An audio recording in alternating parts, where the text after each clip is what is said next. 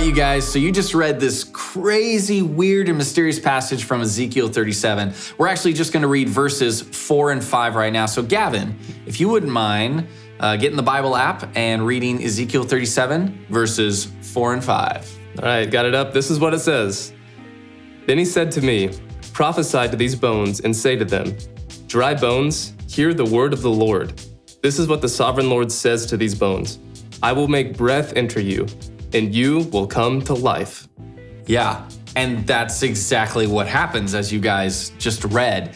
And it's just a crazy, crazy image of what the power of the Spirit, the power of God can do. And when you read throughout the Bible, like the words like breath of God or Spirit of God or even the wind of God, those are kind of the same words with similar meaning. They all kind of work together in their meaning. And so, Gavin, can you think of other passages in the Bible where like spirit or breath or wind is used in the Bible? Yeah, there's a couple that come to mind. I think the first one is in the very beginning of the Bible in Genesis, when God's creating the world. It says that God's Spirit was hovering over all of creation, kind of like a wind. So that's kind of cool. Yeah. Then I remember when Jesus was on earth, he was actually baptized. And when he was baptized, it said that the Spirit descended on him, kind of like a dove, just like flying on Jesus and filling him up with the Spirit. So that was pretty cool. Yeah. Then I also think of the day of Pentecost, which is a ccrazy story. Once Jesus went back up into heaven, his followers were here, and then it said one day the Spirit came on everyone,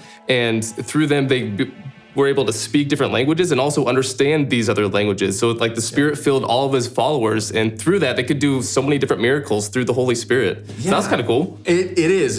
It shows, like you just summarized it really well. Like throughout the Bible, we see God's Spirit at work. And finally, because of Jesus, he died on the cross and he came back to life. He gives us that new life. It's the life with the Spirit, like the same Spirit that was there at creation and empowered Jesus to work his miracles and come back to life. That same Holy Spirit can live within us as followers of Jesus. And that's what makes the church, is the power of the Holy Spirit. And so even back in the Old Testament with the prophet Ezekiel, even though this promise was specifically for the nation of Israel, that promise was going to pour out and be for the whole world. And God is showing Ezekiel and all of us as we read it, like there's nothing his Spirit can't do. When God breathes life into something, it's forever.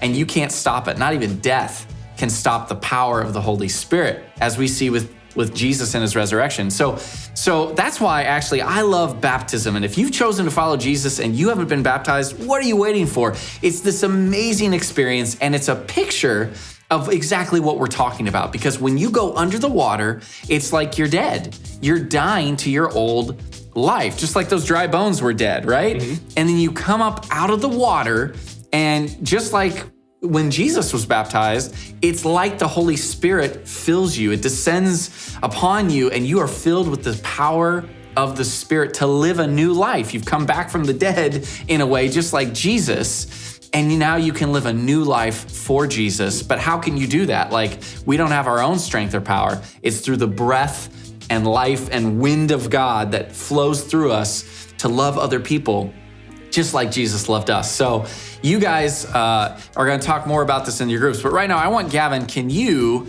attempt to summarize what I just said? I will try, but first of all, this vision from Ezekiel is crazy, that God showed him that there were these dry bones everywhere, but then when God breathed life into them, they formed into new life again. And that kind of shows us what Jesus did for us when he died for all of us and was risen again. And then when we choose his life over our life, then he gives us his Spirit. And it's kind of like baptism, to where we become dead to our old way of life, and then we're raised up in his life. And then when that moment happens, he breathes into us his new life through his Holy Spirit. And that Holy Spirit helps us do incredible things because it's Jesus living inside of us to do incredible things. Yeah. So his Spirit is always moving in his followers and always doing some really, really cool things. And through that, we can see that God keeps his promises, ultimately through Jesus and the Holy Spirit. That's exactly right, man. Great summary. That's exactly right. God keeps his promises. He kept his promise to Ezekiel and all the nation of Israel and the whole world by pouring out the Holy Spirit to anyone that would decide to follow Jesus. So